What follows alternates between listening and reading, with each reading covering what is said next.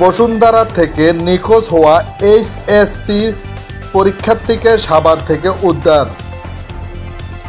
রাজধানী ঢাকা বসুন্ধরা থেকে নিখোঁজ হন এইচএসসি পরীক্ষার্থী মাহিরা জামান। উদ্ধার করেন র্যাব ৪। ২৯ জুন রবিবার সকাল ৮টার দিকে মাহিরা জামান বসুন্ধরা আবাসিক এলাকা থেকে এইচএসসি পরীক্ষার উদ্দেশ্যে রওনা হয়।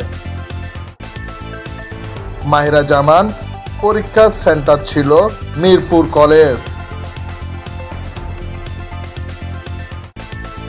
মাহিরা জামান গভর্নর বাংলা কলেজের ছাত্রী।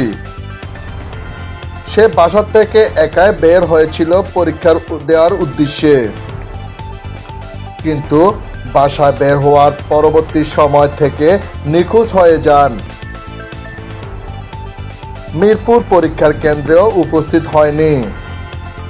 ২৯ জুন রবিবার নিখোঁজ হওয়ার ২ দিন পরে সাভার থেকে উদ্ধার করেন র্যাব ৪।